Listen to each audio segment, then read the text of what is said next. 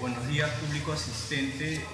Siguiendo con la programación de este segundo coloquio de estudios históricos del siglo XX, identidad, cultura y política en las revistas del Perú contemporáneo, iniciamos la mesa número 7 de música y política. Para esta oportunidad vamos a tener la siguiente ponencia: la música en la revista Mauta, de Ernesto Toledo Brugman.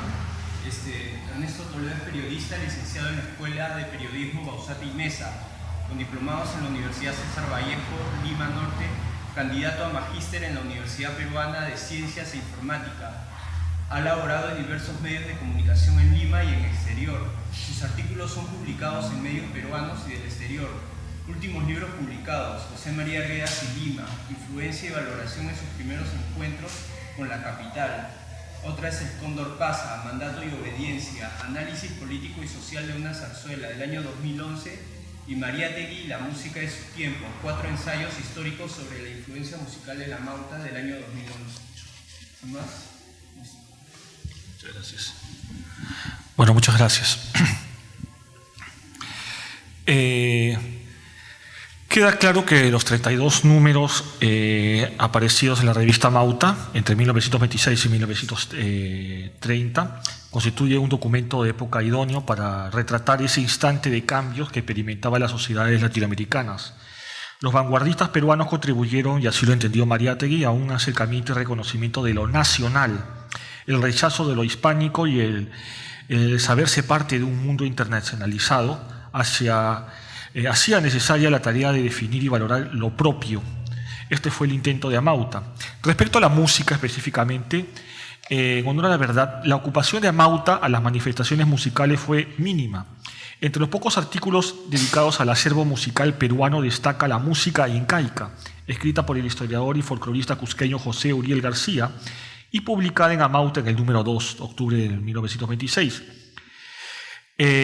Textualmente decía: la religiosidad con que fue vista la naturaleza y afirmada la voluntad de vivir explosionó, henchida de sentimiento en los himnos incaicos como la huanca, el jarawi, el huayno, el ayaraqui y otros cantos funerarios y endechas amorosas.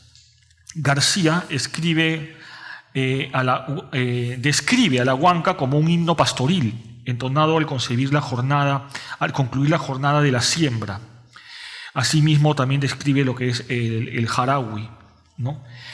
Finalmente, el carácter clasista se pone de manifiesto cuando señala: la música de nuestros próceres antepasados no puede ser la explosión sentimental de la desesperanza, porque quedaba aún por venir cuantioso a la cultura por hacerse, de la impotencia entre un pueblo dominador y expansivo, de la ilusión fallida entre la juventud orgánica y psicológica rebosante, de la esclavitud entre una cultura autóctona.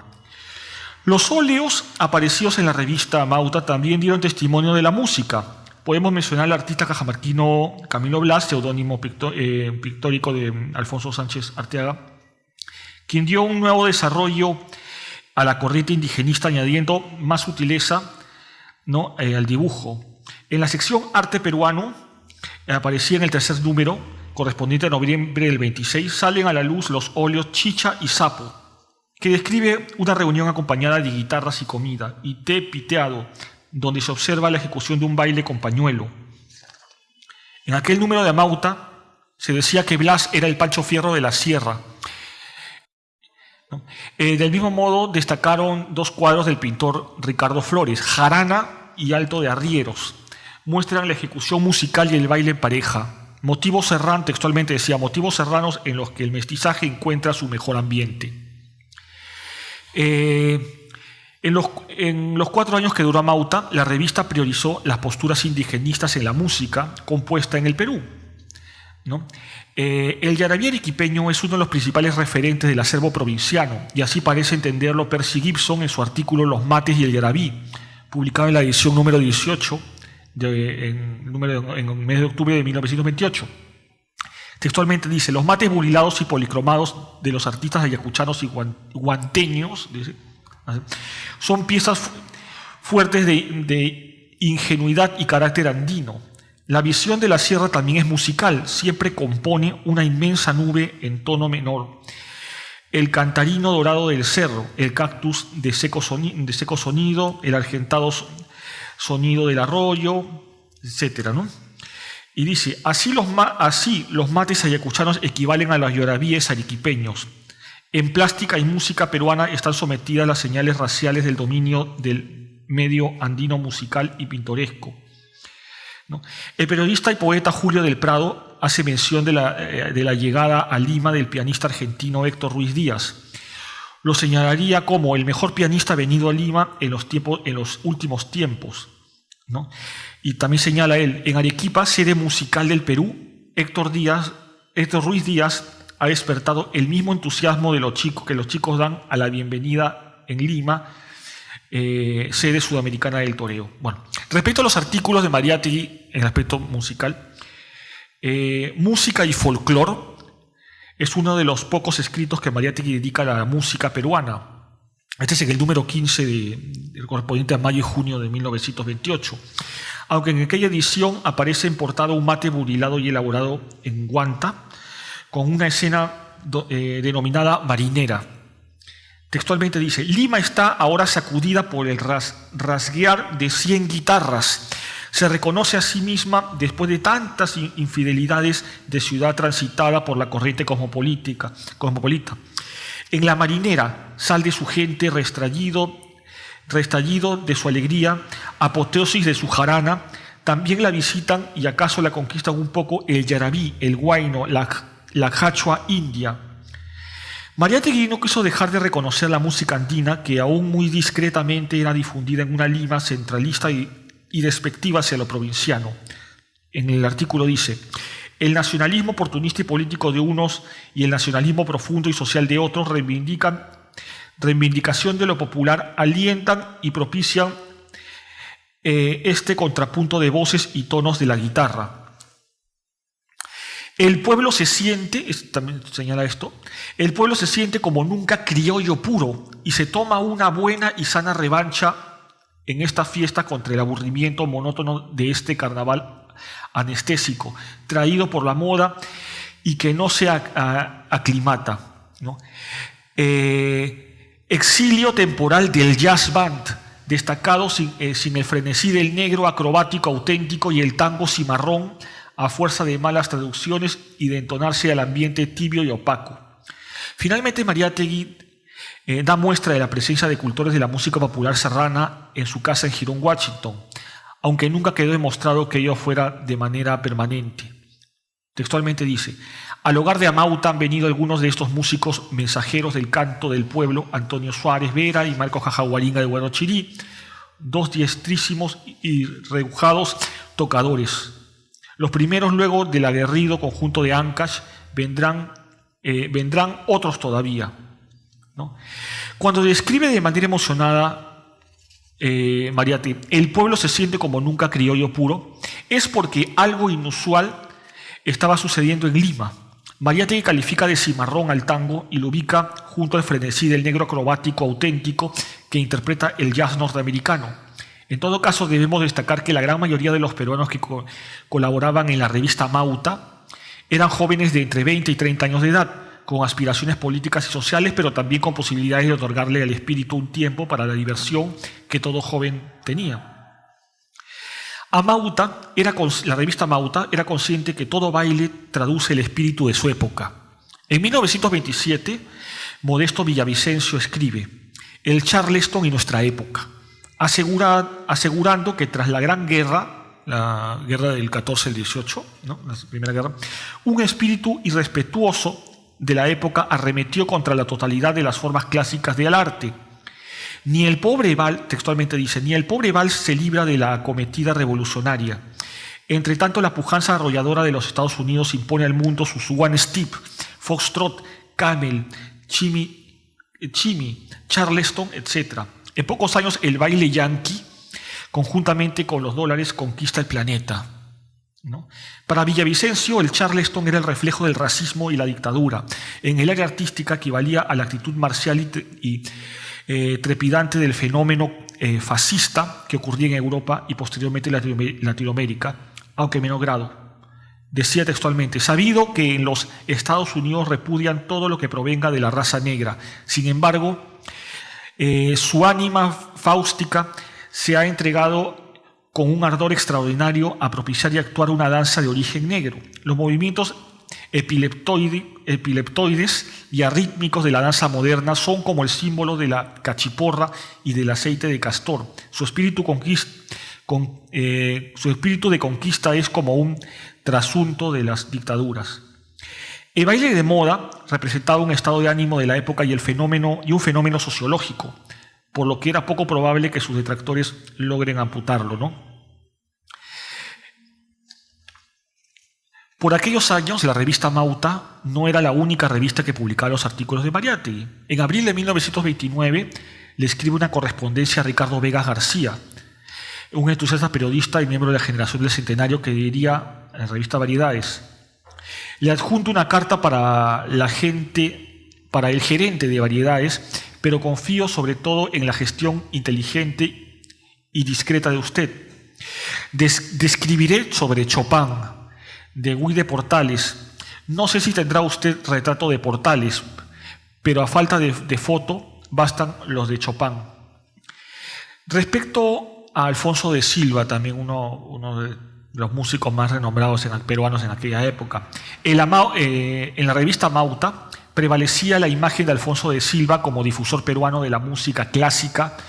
La partitura del Lied número 11, La Carretera, con versos de Daniel Russo, que aparece en la revista número 2 de octubre, correspondiente a octubre de 1926.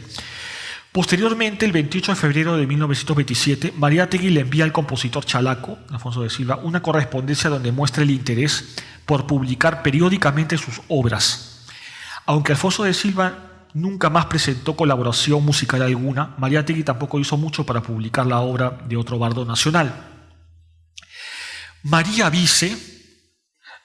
En Amauta también se dio un espacio para recomendar en cada edición la adquisición de discos musicales. La encargada de la sesión Novedades Ortofónicas era María Vice de Sabogal, quien recomienda entre el número 27 entre noviembre y diciembre de 1929 Chopin, la sonata opus 35 del sello Columbia, sello azul, interpretado por Robert Lorsan. Y hay una serie de recomendaciones para la adquisición de discos acá, ¿no? La promoción de la modernidad, en este caso los aparatos radiofónicos, iban de la mano con las preferencias musicales de los consumidores, aunque sea una mínima cantidad los que podían adquirirlo, ¿no? Viendo las recomendaciones musicales de Amauta, de la revista Amauta, podemos darnos cuenta que la música clásica a inicios de la década del siglo XX estaba en franco proceso de evolución, pues cierto número de compositores combinaron elementos del lenguaje del jazz con los estilos clásicos. Algunos notables, por ejemplo, Debussy, Stravinsky, ¿no? En fin. Un fenómeno importante de la música ocurrido en la época de Mariátegui fue la mezcla entre lo tradicional y la vanguardia. Sin embargo, algunos años después, los propagandistas del régimen nazi utilizaron el término degenerado, término definido del criminólogo Cesare Lombroso, para cuestionar técnicamente la música atonal, los arreglos del jazz y sobre todo los trabajos de los compositores judíos. Las consecuencias de esta transferencia de significado fueron que en el concepto de degeneración se convirtió en nueva forma, es decir, el ideal de una música dictada por las leyes de origen racial, etc. En el número 20 de Amauta, en 1929, aparece la sección Libros y Revistas, el comentario de María Vice acerca del libro Panorama de la Música Contemporánea, publicado un mes antes en París por André Coenroy.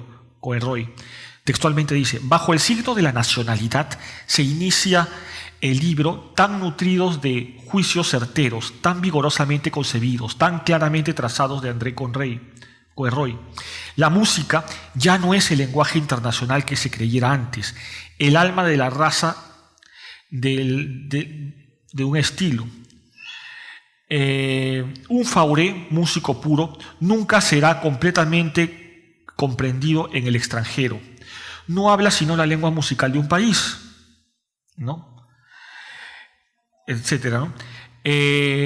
Respecto también a una partitura que aparece en la revista Amauta sobre el himno Vitarte, ¿no? El último número de Amauta, el número 32, correspondiente a agosto-septiembre de 1930, tras la muerte ya de Mariátegui, aparece la partitura del himno Vitarte, composición de Ricardo Martínez de la Torre y con música de Enrique Reyes. El texto de la época señala que fue interpretado por Julio Portocarrero en el cine Variedades y con motivo de las Espartaquiadas proletarias que ese año se desarrolló en Vitarte, ¿no? Una especie de Juegos Olímpicos por la clase obrera, ¿no? La celebración de la fiesta de la planta realizada anualmente en el distrito de Vitarte adquiere grandes proporciones, ya que la plantación de ciertos árboles era acompañada por una fiesta deportiva, incluso interpretación de conjuntos musicales, ¿no? Finalmente, podemos decir unas cuestiones claves, básicas, respecto a la música, ¿no? Vista por la testimonial de la revista Amauta. Mariátegui fue consciente de que la música fue parte de la superestructura, condicionada por la estructura económica, social y de las relaciones sociales de producción. Asimismo, era consciente que la sociedad genera la música como un producto cultural. A su vez, ese producto modifica a la sociedad misma, agrupándola de diferentes maneras, generando grupos de pertenencia, produciendo alienación, implantando valores ideales, difundiéndolos, generando modelos e ídolos, insertando nuevos sectores sociales y generando nuevas creencias. Todo ello con la consecuente resignificación de la música, formándose un ciclo de constante resignificación, ¿no? Cualquiera que hubiese sido la edad de la muerte de Mariátegui, esta siempre hubiese sido temprana, pese a lo que nos dejó, ¿no? Queda claro que Mariátegui tenía todo el derecho de mostrar abiertamente sus preferencias dentro del conjunto del arte, aunque estén marcadas por la subjetividad. Sin embargo, la música no era un tema que le interesaba de manera especial. Si asumiéramos que Mariátegui simpatizaba con la música peruana, ello no necesariamente tuviese que ser exteriorizada en sus escritos, ¿no? Para la mayoría de peruanos melómanos, la música clásica era sinónimo de arte originariamente europeo. Era entender que los autores preferidos de Mariátegui y sus amigos músicos sean músicos europeos, ¿no? Respecto al público objetivo de la revista Amauta, la revista comenzó a circular ampliamente entre intelectuales y estudiantes para luego llegar a la clase obrera, centrándose en el aspecto meramente comercial.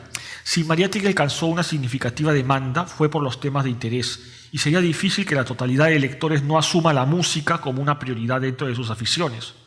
Por otro lado, el hecho que en sus 32 números solo aparezca una partitura musical de Alfonso de Silva y otra del himno Vitarte, a comparación de otras revistas de la época como Mundial o Variedades, donde eventualmente publicaban partituras, podría entenderse que Mariátegui era consciente de que el nivel adquisitivo del grueso de sus lectores no era el propicio como para acceder a un piano para la interpretación de estas partituras.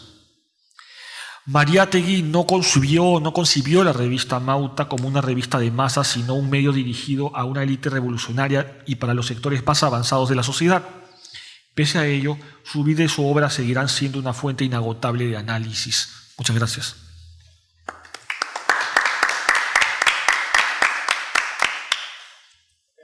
Siguiendo con el programa, vamos a presentar a Carlos Enrique Cerquín Hidalgo, que es investigador y cantante de música popular costeña del Perú. Ha participado en diversos programas radiales, peñas criollas, teatros y centros culturales. Además de productor en radio La Inolvidable del programa criollo Arriba Perú, fue primer puesto en canto del primer concurso de tango organizado por la Embajada Argentina en el año 2007. Segundo puesto en el sexto concurso de la canción brasilera organizada en la Embajada de Brasil en el año 2008. Tiene en su haber 3 producciones musicales: Persistencia Cultural, que grabó con el conjunto de Vocación Criolla del año 2005, Disilusiones, Remembranzas Limeñas del año 2011 y Recuerdo Mío del año 2012, con el conjunto criollo Sabor del 900. Además ha sido curador en el 2013 junto al señor Fred Rohner de la muestra documental La Guardia Vieja, Historia Material de la Música Popular en Lima, 1890-1936, de la Galería Pancho Fierro. Siguiente, Juan Carlos Hidalgo Mantilla, historiador por la Universidad Nacional Mayor de San Marcos, además máster en Educación por la Universidad Enrique José Barahona de La Habana, Cuba, con investigaciones en haciendas coloniales, comercio minorista y ambulatorio limeño en el siglo XVIII y XIX, que han sido expuestas en eventos académicos de historiadores a nivel nacional e internacional. También ha participado como curador de la muestra itinerante La historia del agua en el Valle del Urín, bajo el auspicio de la constructora Graña y Montero. Actualmente se desempeña como docente y participa en un proyecto de investigación histórica para recuperar la hacienda San Juan Grande de Santiago de Surco. Ellos nos presentan su investigación, Canción y Política, la importancia de los cancioneros durante el gobierno de Luis Sánchez Cerro, 1929-1932.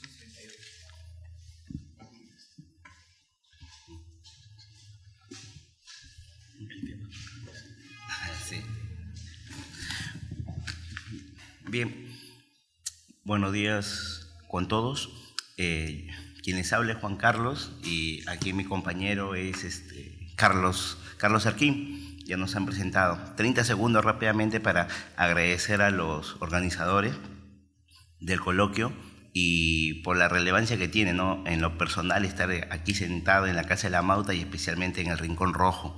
Es algo muy, pero muy especial para cualquiera de que haya sentido algo por las luchas populares, por el socialismo y que haya llevado en ciencia social el marxismo, ¿no? Con su aplicación a la realidad. Es bien emocionante y agradezco esta oportunidad.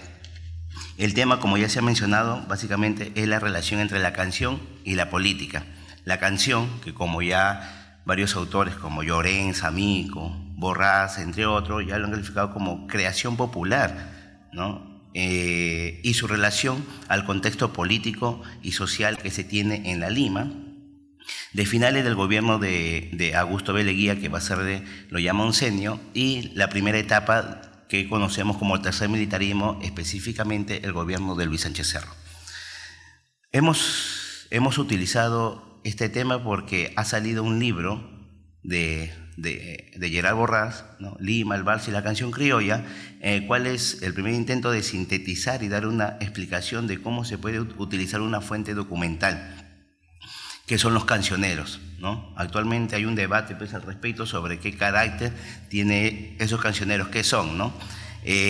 Ahora, los cancioneros pues, como fuente documental son bien interesantes y no se limitan solamente a la narración o a la descripción de la letra de las canciones por solamente fines comerciales. Eso es lo que uno pensaría cuando pasa por las esquinas, pensando de que estamos en Lima de 1930 y que vas a comprar ves un cancionero para aprenderlo, justamente ves alguna letra popular. No, también se utilizó con fines políticos y de propaganda política propiamente, ¿no? Entonces, primero lo correcto es decirles de que esa fue la fuente. La metodología que se ha utilizado básicamente es en el plano de la historia, esta idea de la nueva historia política, ¿no? Tratar de ver cómo en algunos espacios de socialización de los barrios populares limeños, hablando Cercado, Barrio Salto, La Victoria, el Riman, se puede generar una opinión política a partir de la prensa, es decir, de la difusión que tienen estos cancioneros y de la aceptación popular que tienen, ¿ya? Entonces, esto va a generar una posición, ¿no?, que políticamente se va a ver en coyunturas, especialmente en la coyuntura electoral de 1931 y en el año de 1932, que fue un año de crisis para el régimen de Sánchez Cerro, ¿no? Este periodo, como dice ahí justamente, es un periodo donde los militares tienen que controlar la crisis. Es una crisis en todos sus aspectos, una crisis política, ¿ya? Porque era el fin de un periodo llamado el oncenio, había caído, ya se había deshecho el gobierno de la Patria Nueva de Augusto B. Leguía, la aceptación popular había desaparecido para él, ¿no? Ha tenido un mal final políticamente y personalmente. Entonces, también eso se refleja con una crisis económica que venía de una gran depresión económica desde 1924, que se acentúa y se plasma con la crisis de la Bolsa de Valores en 1929, que afectó justamente el nivel de vida, la economía nacional, reducción de sueldos, paralización de obras públicas, falta de trabajo, generación de desempleo, otras cosas más, cosas que no se van a solucionar ni en el año 30, ni en el 31, ni en el 32. Tanto es así de que el gobierno de Luis Sánchez Cerro se ve en la obligación de contratar los servicios de asesoría financiera de Edwin Kemmerer, todavía, para que pudiera salir de la crisis. Entonces, la idea es explicarles más o menos de que en este periodo la crisis era en todos sus aspectos de la vida social, ¿no? Era económico, social y político. Pero justamente aquí es donde la prensa y los grupos que la manejan podían más o menos manejarlo, pues, o tratar de ver, ¿no? Apoyaron pues, y respaldaron al gobierno de Luis Sánchez Cerro. No querían ellos de que justamente se pudiera dar pues, un gobierno aprista, pues, o comunista, ¿no? El comunismo, después de la muerte de la Mauta José Carlos Mariátegui, va a caer en una honda crisis, pues, orgánica, interna, ideológica, ¿no? Y entre otros aspectos más, pues, ¿no? Van a haber problemas internos de traición de los principales líderes, ¿no? Inactividad, falta de trabajo de las masas, cosas que va a ser aprovechado por el retorno de Víctor Raúl Haya de la Torre. El Perú, Lima especialmente, se estaba proletarizando. Había un aumento urbanístico y demográfico.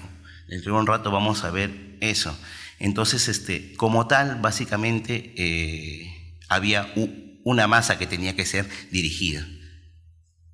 El tema es amplio, pero vamos a ver cómo desde los cancioneros se va a dirigir una política con las masas, pues, en beneficio ya sea del APRA, en este caso que vamos a presentar ese cancionero de la Lira, el cancionero de Lima, o bien para el gobierno pues, oficial de Luis Sánchez Cerro con la Lira limeña.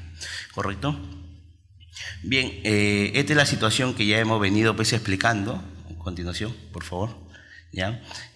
Los efectos que tiene esta gran crisis, partiendo de lo económico y su relevancia en el régimen político y en la situación social. Continúo, ¿no? Y bueno, estos son los inicios del gobierno de Sánchez Cerro, ¿no? Ahora, ahí haciendo pues un paréntesis brevemente, Luis Sánchez Cerro no es que haya llegado con toda la aceptación al 100%, tenía rivales militares internos que no lo pasaban bien. Uno era el famoso Gustavo El Zorro Jiménez y David Samané Ocampo, que eran parte de su gabinete, eran parte de su cúpula de este gobierno, ¿no? Tanto así de que uno de ellos, Jiménez, el Zorro Jiménez, se termina rebelando en la costa norte, en Cajamarca, Baja Pepa Trujillo, y termina volándose la cabeza de un disparo antes que Sánchez Cerro lo atrapara. Digo esto porque Basadre y otra gente más como Steven Stein, etcétera, etcétera, han mencionado el carácter autoritario que tenía Luis Sánchez Cerro, ¿no?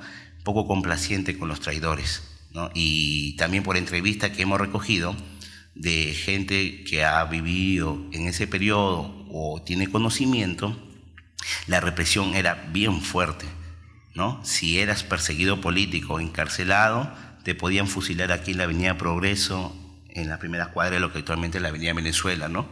Entonces, de ahí te sacaban de la penitenciaría, ¿no? Y la única manera de librarte en buen cristiano era básicamente ser soplón, decir básicamente dónde estaban los aprocomunistas. Por eso que el APRA posteriormente va a querer lavarse la mano y decir nosotros no somos comunistas. Pero la presión que tienen sobre ellos los grandes grupos de poder, como por ejemplo el diario El Comercio y la familia Miro Quesada, va a hacer que se les acuse y van a apoyar pues, este gobierno de Luis Sánchez Cerro. Bien, Sánchez Cerro básicamente como tal tenía que instaurar pues, un orden en su régimen, ¿correcto? Entonces va a aplicar una ley de emergencia en el cual va a prohibir la participación y la vida política del APRA. Los comunistas solos prácticamente, después de la muerte de Mariátegui, cayeron en una inactividad, ¿no? Como tal, ¿no? Entonces, el interés de este trabajo pues, es ver el APRA por la cuestión de las fuentes documentales.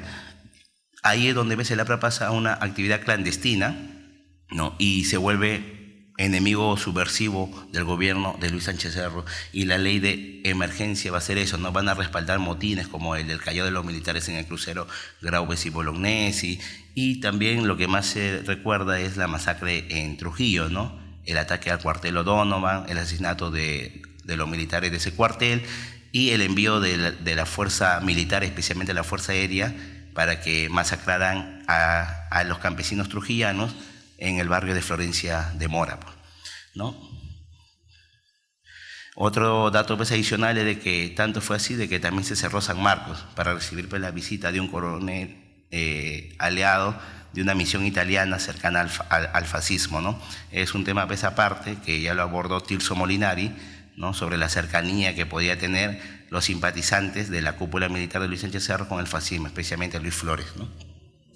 Bien, sobre Lima, rápidamente Lima era una ciudad no muy grande a comparación de ahora, pues, ¿no? Lima básicamente, como están ahí los datos, estaba creciendo. El plano de abajo se ve una Lima como ciudad, pues, como una ciudad ya más actual, más contemporánea, con un plano definido, por así decirlo. Dentro de ese desorden trataba de crecer y surgían pues, los barrios que están, lo que antiguamente habían sido los valles aledaños de las haciendas que rodeaban la Lima amurallada, ¿no? Por mencionar algunos, Lince, Breña, Jesús María, La Victoria se estaba pues, urbanizando, el Rima estaba creciendo, ¿sí o no? Etcétera, etcétera. Y arriba están las cifras.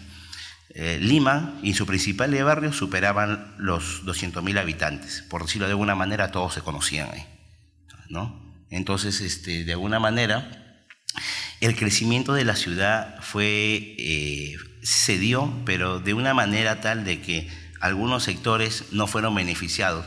Voy a poner el siguiente caso, y está en el libro, ¿no? De Pinglo, Felipe Pinglo, ¿no?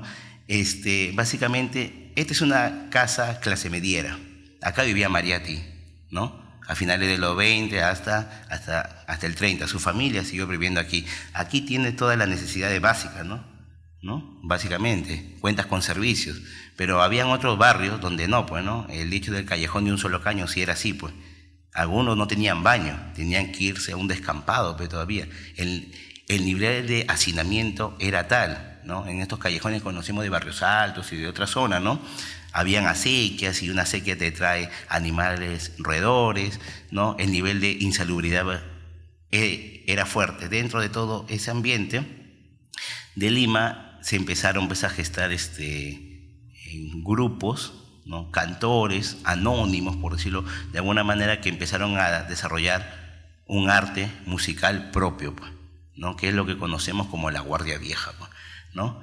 Desde finales del siglo XIX y las primeras décadas del siglo XX, pues, ¿no? Ahí hay unas fotos, básicamente, ¿no? Que mi compañero aquí lo va a explicar, ¿no? Y ahí está el recordado Felipe Pinglo, pues, ¿no? Entonces, básicamente, el objetivo, el siguiente, por favor, ¿no? El objetivo es presentar a los cancioneros, básicamente dos, porque habían varios, ¿no? El cancionero de moda, el matinal, que van a surgir después, pero estos dos eran los de mayor aceptación y difusión, ¿no? Es el cancionero de Lima, ¿no? Y la lira limeña, ¿no?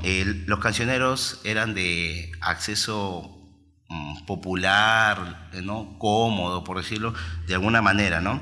El cancionero de Lima es el más antiguo, ¿no? Según Borrás, dice que está situado más o menos en 1884, ¿no? Por evidencias periodísticas que él ha visto de celebraciones de aniversario en 1934 de los 50 años del cancionero de Lima, ¿no? Su hecho era en papel de unas tintas que lo caracterizaban, rojo, azul, hasta verde, ¿no?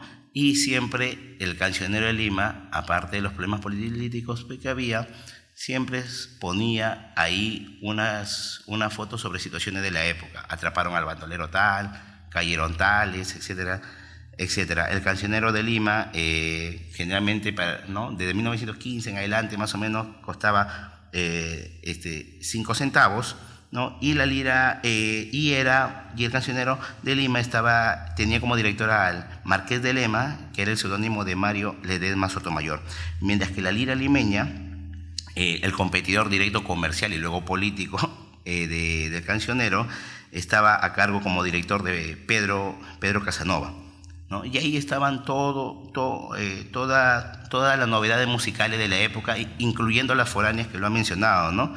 Que ya se escuchaban en la producción discográfica, ¿no? El foxtrot, tango y otras cosas más, ¿no? Apreciaciones musicales de la época. Entonces, para terminar, pues ya le paso aquí a Carlos. Básicamente, lo que se va a ver en la letra de los cancioneros, en su contenido, en el periodo que estamos viendo, básicamente del 30 hasta el 33 aproximadamente, hasta la muerte de Sánchez Cerro, son el contenido de las letras con carga política que se va a difundir dentro de estos espacios, ¿ya? Y el mensaje que llevaba, pues, ¿no?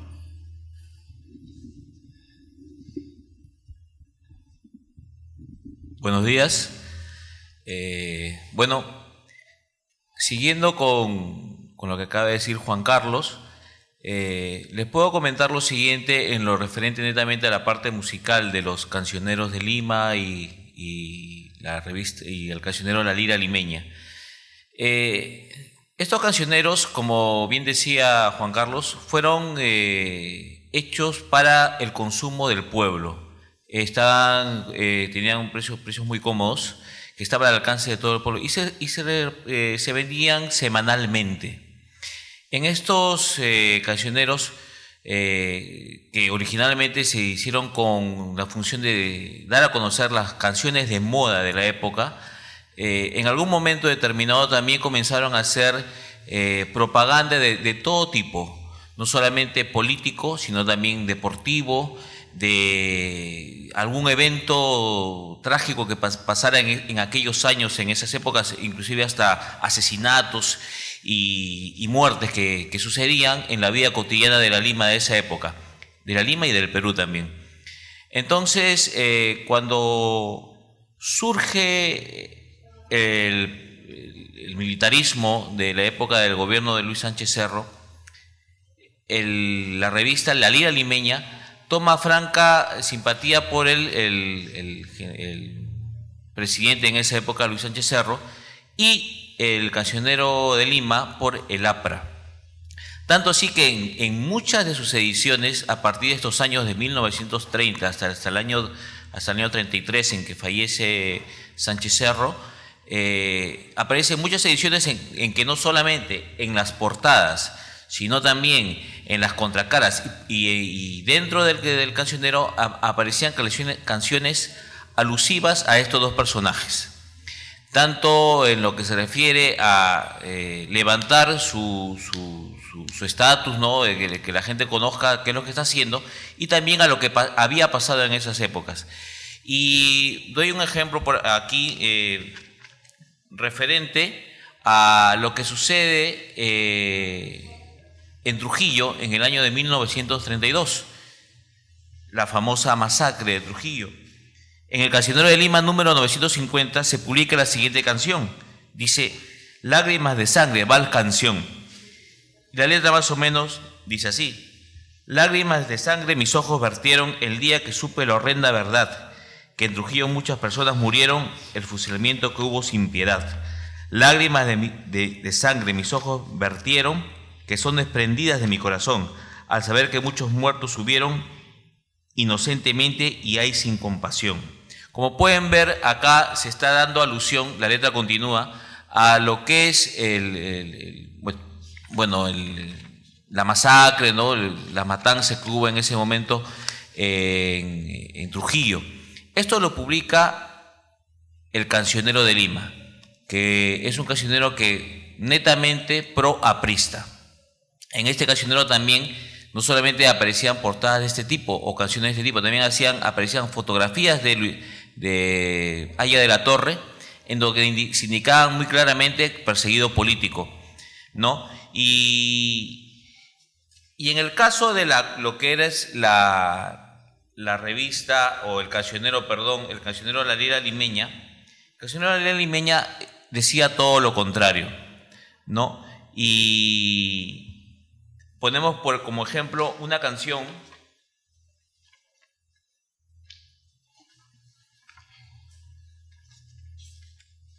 en que el cancionero La Lira Limeña aprovecha el grado de simpatía que tenía Luis Sánchez Cerro, el presidente Luis Sánchez Cerro. Luis Sánchez Cerro, como todos sabemos, era una persona de origen mestizo.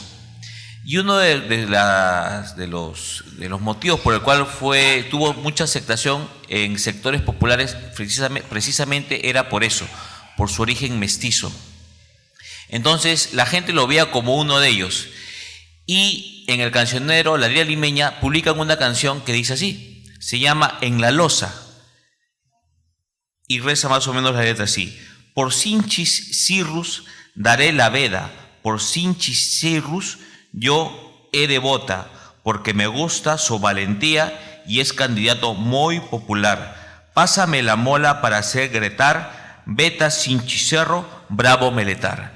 Como pueden ver, Sánchez Cerro buscaba lo que es el populismo, ¿no? Entonces la Lira Limeña sirvió para poder ilustrar este tema, ¿no? Ese tema que él quería llegar a esos pueblos. Luis Sánchez Cerro se dice que tal vez fue la primera persona que tuvo una gran militancia en todo Lima, teniendo en varios lugares lo que ahora se llaman centros partidarios. Sánchez Cerro hizo varios de estos lugares en toda Lima.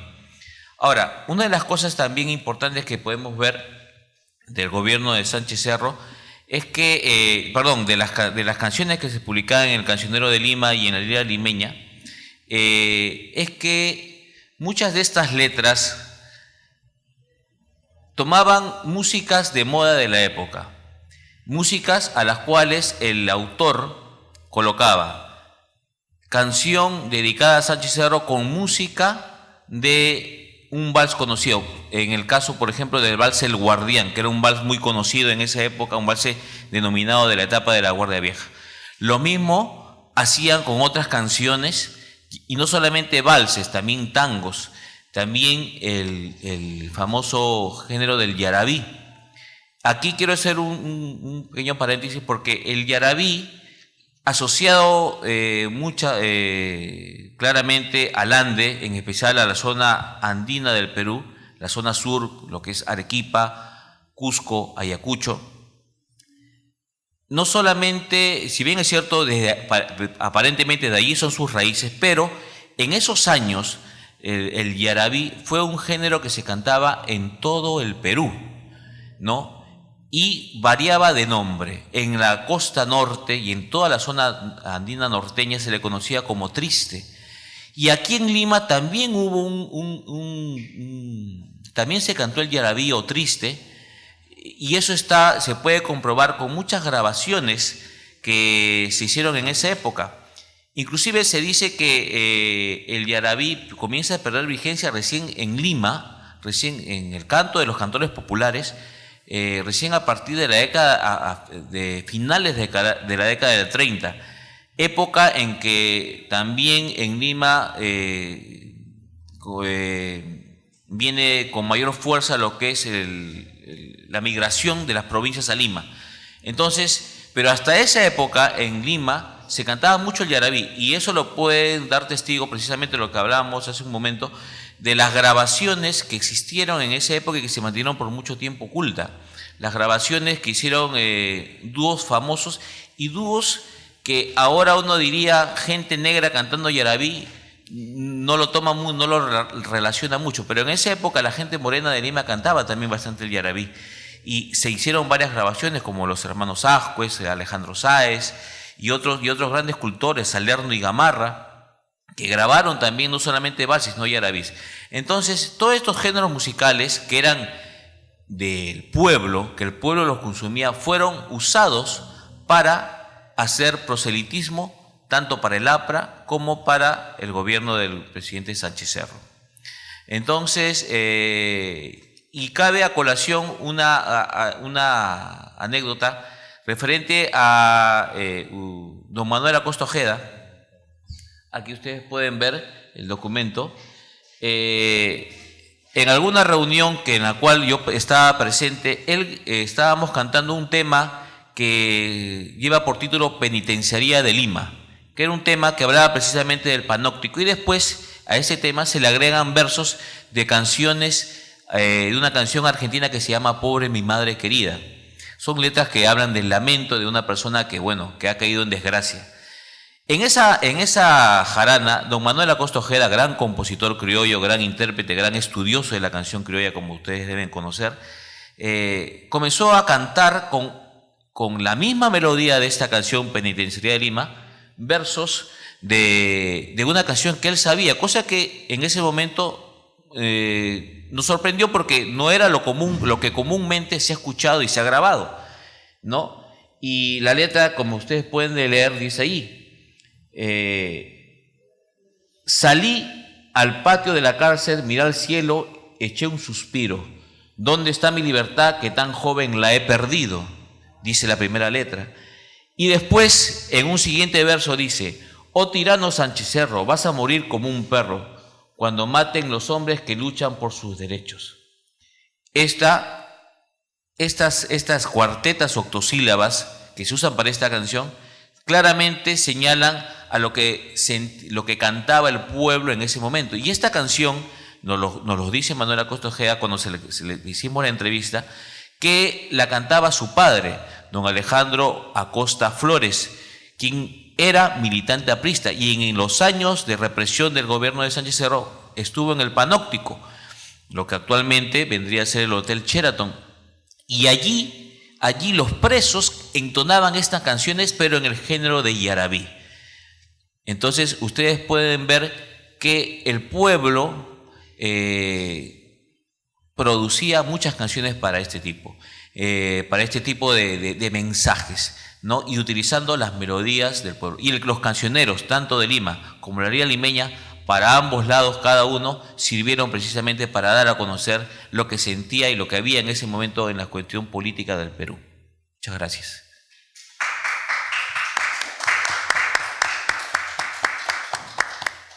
Damos por finalizada la mesa. Muchas gracias, Carlos, Juan y Ernesto. Les invitamos para la siguiente mesa, que va a ser la presentación de la revista El Monito de Cruz. Muchas gracias. Sí.